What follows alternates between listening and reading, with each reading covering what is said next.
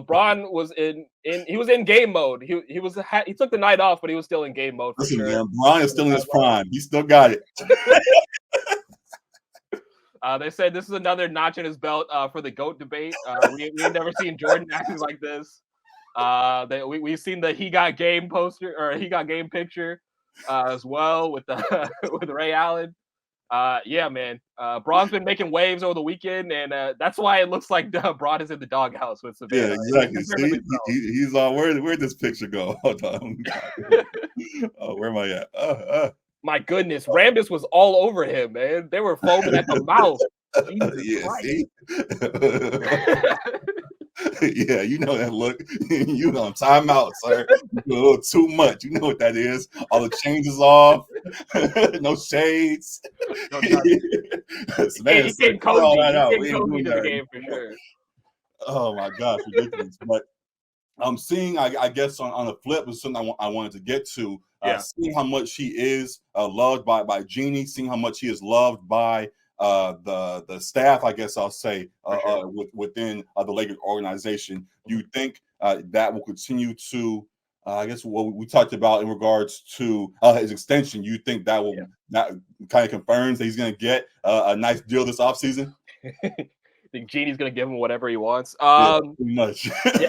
I'm scared. I'm scared that he's going to get that $60 million, man. I mean, obviously, like, he is LeBron James. He is the arguable GOAT. But, man, like, at age 39, if he wants 2 or 3 more years, playing into his early 40s, taking up $60 million of the cap space. I know the cap's going to go up a little bit, but it just feels like it's going to handicap us a little bit in terms of roster flexibility. So I hope we can bring him back just on a team-friendly type of deal for that max superstar level player, because $60 million is a lot of money for. I think as you said, AD is going to be somewhere near that. He's going to be close to 62, yeah. With those guys up there, I know them continue to expand, and I'm sure there's going to be some TV deals that are going to help expand the salary cap and all of that, whatever on the grand scale. But just what we know right now, I don't know how much money is going to be able to spend beyond them two if Bron is already positioning himself right now as he is to get top dollar, get again. So we'll see.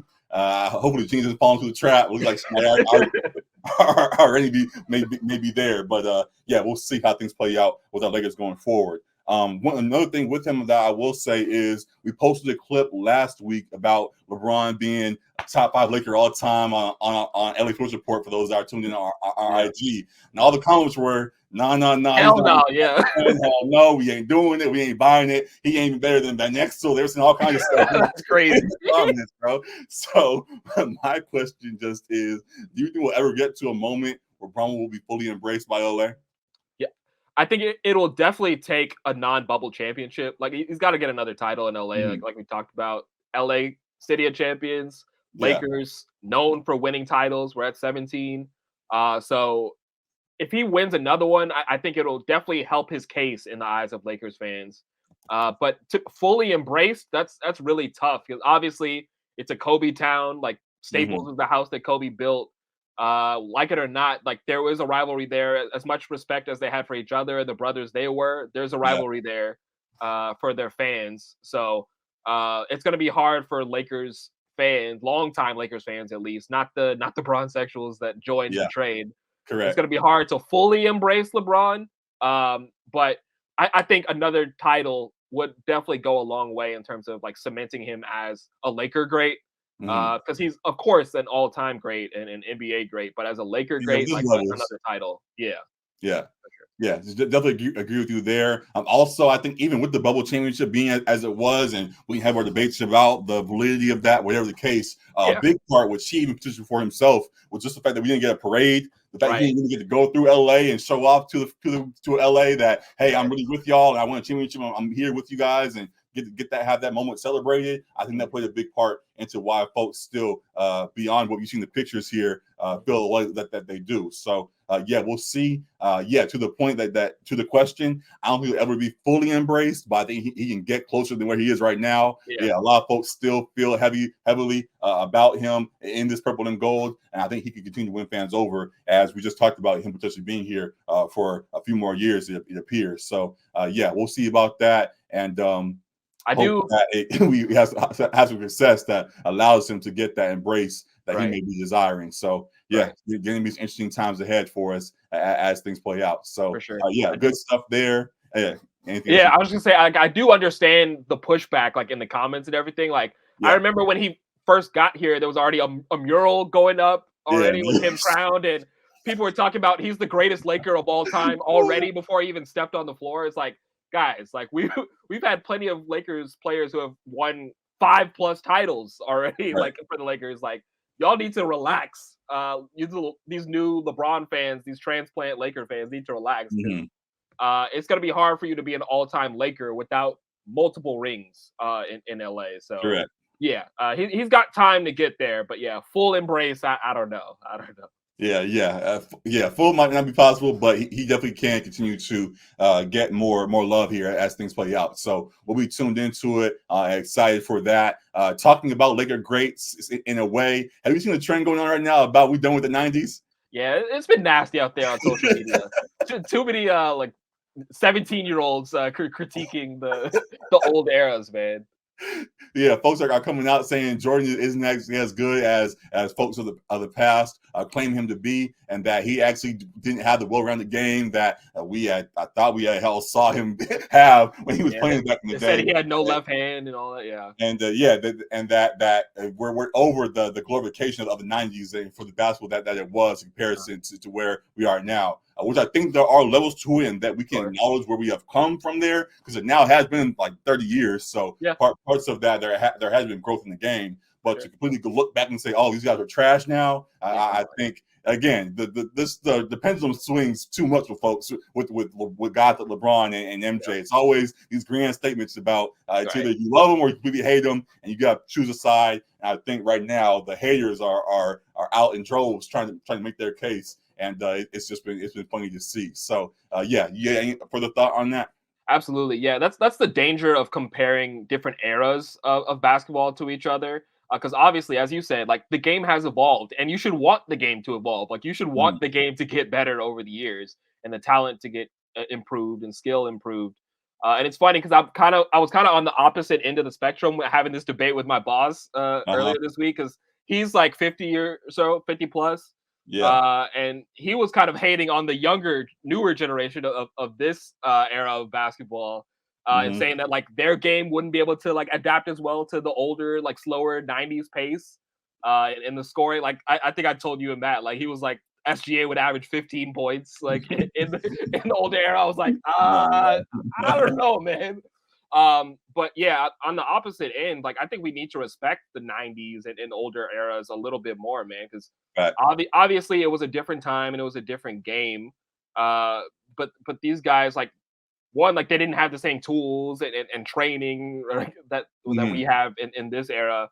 And some of the athleticism wasn't as grand as we see in this era too, but they like laid the foundation for like what we have now. Like a lot of guys emulated their games off of these guys that we saw play in the 90s and earlier.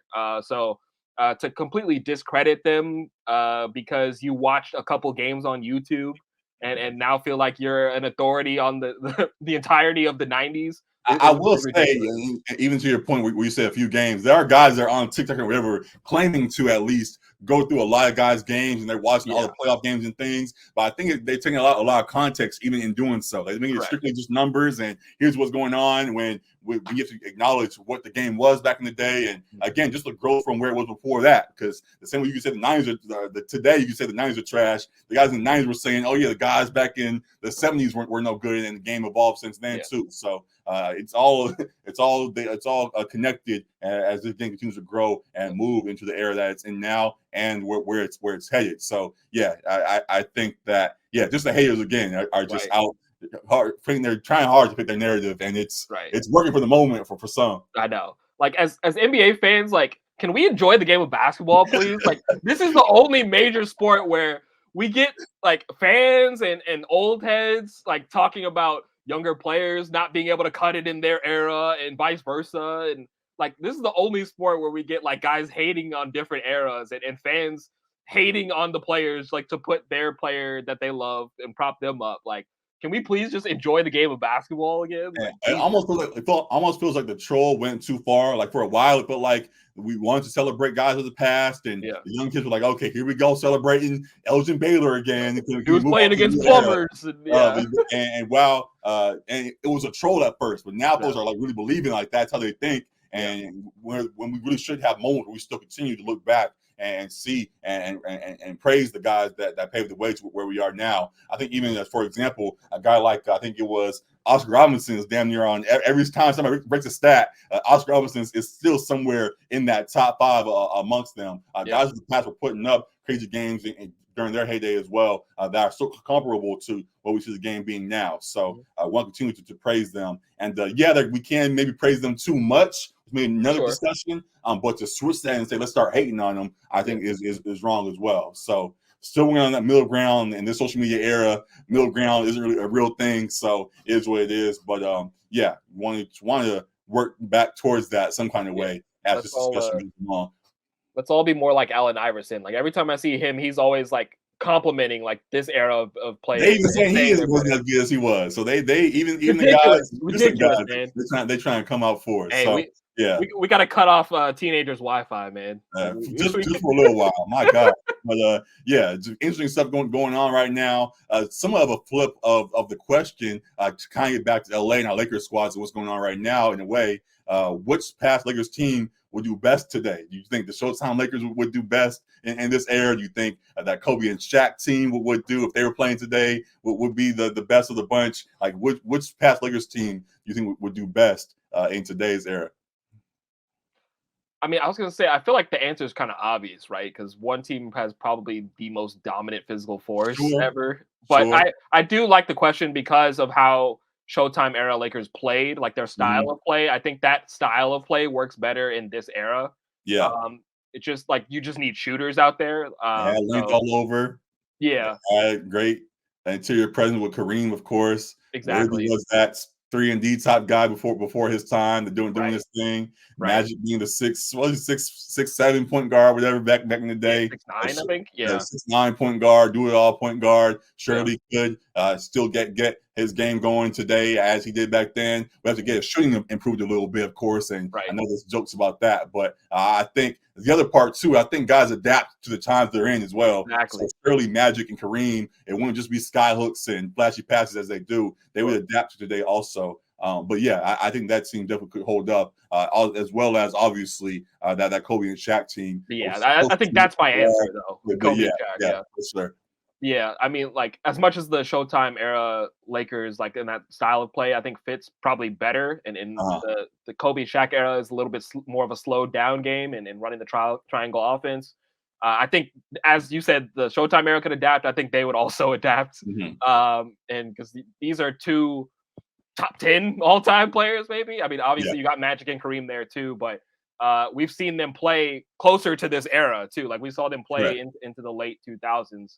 Or mid 2000s. So I think Kobe and Shaq more so, honestly, just the physical specimen that he was and the unguardable nature that he had. I think he leading like this Lakers team and then Kobe being that 1-2 punch with him.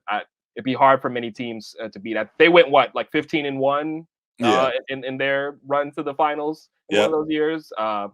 Only combated by, I guess, like the 2017, 2018 Warriors or whatever that is. So I think it would probably be Kobe Shaq era Lakers. Same thought. I agree that they would be the top dog that would hold their own today. We'd love to see how they play with the change of pace that has happened since the time that they were playing and how they would adapt to it. But in regards to layout of the team, having those two surrounded by shooters, a couple 3-and-D guys is very much the blueprint of today. So they should be able to hold their own. And would have loved to see that. But again, as you also pointed out, I think Showtime would actually hold up very well in this era too. And to the point about we done with the 90s and 80s and all of that, we see teams that still could put up real good performances, even translated to today, I think, and just wanted to find a way to give them praise yet again in the midst of the discussion going on. So, just a lot of fun stuff going on across sports right now with all the talk going on, trying to combat the hate a little bit as we can, and excited for to see where the competition evolves to as things play out. So Absolutely. a lot of fun stuff going on there.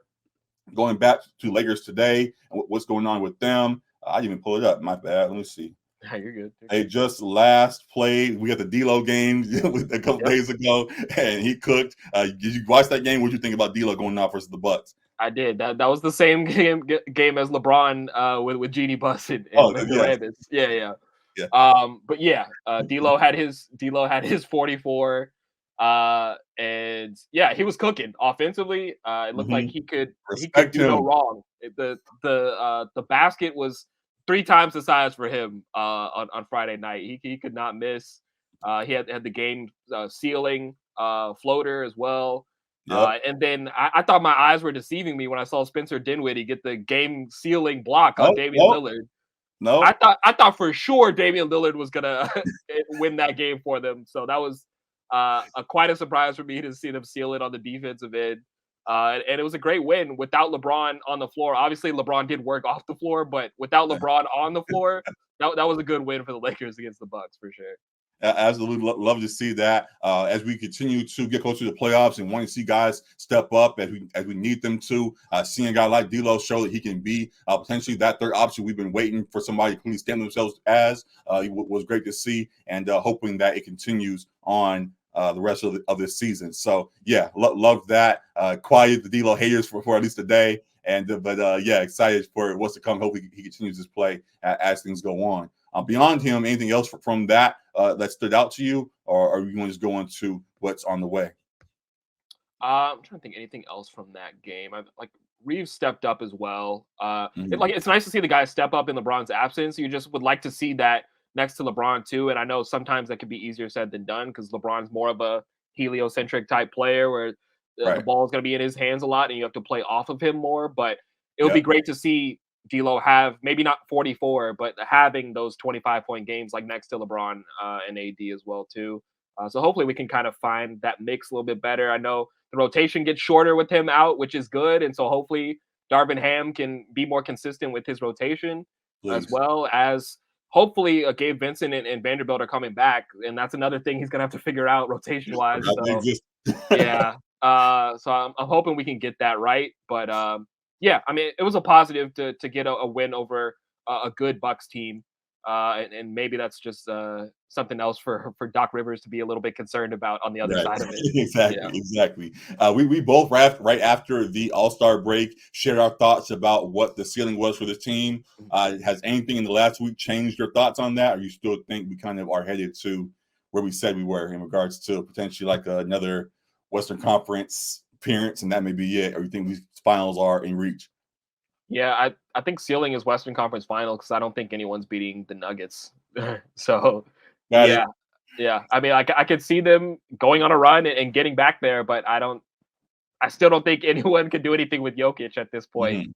Mhm. So yeah, that would be my Yep. ceiling for them. Yeah, I'm with you there. Also, in that, we have to acknowledge we are side. I don't want to be a blind Laker fan that just says, "Oh, we're playing good," and just talk about in a vacuum. We know Right. that's very much based on positioning as well. We want to make sure we get one of these young squads early on in the playoffs. Try maybe even as good as they are, we see that we could play well against like a squad like the Thunder, though they are a top seed in the West right now. Right. Potentially the Timberwolves, who now are hampered by Cat being out, and he will be Right. back for the playoffs. But him coming back from injury, he may Yep. not be quite the same player as they were when they were the top seed as they've been most of the year. So yeah, we can get the right positioning and make sure we handle the play-in as we need to, and all of that. There can be a high ceiling, but yeah, definitely need guys like D'Lo we talked about to continue to step up in order to achieve whatever our max potential can be. So yeah, we'll continue to cover it all to that point as we do each week. Looking at the schedule coming up, we had the Timberwolves tonight, right on cue, and we'll talk about that as it gets underway potentially. We have the Kings on Wednesday, and then we have the Warriors on Saturday, and we'll be back by the time they play the Hawks. So Yeah. by this time next week, Alec, how will we be looking? Yeah, it's a winnable game. Honestly, all 3 are winnable games, but it is more winnable tonight with Cat out, as you mentioned. Yep. That's one I think they really need to take advantage of. Anthony Edwards, without Cat, stepped up offensively in that Pacers game. He was huge at 44, and that high flying acrobatic block that he had to win the game. The next Right. game against Cleveland, it was pretty off offensively, but I think that's just because he had to carry the load. So I wouldn't be surprised to see Ant have a big game in this one because we kind of struggle against perimeter players, especially without Vincent and Vanderbilt to guard on the perimeter. Right. But I do think it's winnable between these three. It's hard for me to see the Lakers winning 3 in a row, or I guess that would be 4 in a row. So I think I would say 2-1 because I do think they can take care of business against some of these teams. So I'll say 2-1. Yeah, that sounds right. People have been joking a lot about what's Pat Bev's tour been called? The belt to ass tour, or whatever it's I don't called. even. I don't know. Is that His revenge something? The tour. belt to ass tour? So his revenge Oh tour God. or whatever. I just bring that up because low key we might get a couple revenge games from D'Lo versus the Timberwolves tonight and then the Oh, Warriors on Saturday. oh, So we'll see if it's beats A for LA this week as well. So we'll be tuned into all of that. But 2-1 just sounds about right. Obviously, we'll talk about the other two at the bottom there once we get to it. But I think we should be able to get 2 more in this upcoming week, and hope that we are continue to move in that right direction because every win counts, especially this time of the year, and we need to start racking these up as need be. So very excited for it all. We'll be back after the Warriors Lakers game next Saturday, which will be a fun reaction video. So make sure you guys are tapped into that. Surely that's always a fun game. Hopefully everybody's playing in that one, so it could be headline news for everybody as those games seem to be. And excited for all us on the way with the Lakers squad. So that's a lot of LA talk, a lot of Lakers talk. Make sure, as you noted, continue to follow us on LA Sports Report. A lot of great stuff going on there on all platforms. Those on YouTube, make sure you subscribe to the show there. And we'll make sure we continue to bring great conversations about our squads to you as things go along. A lot of talk about the Lakers just now.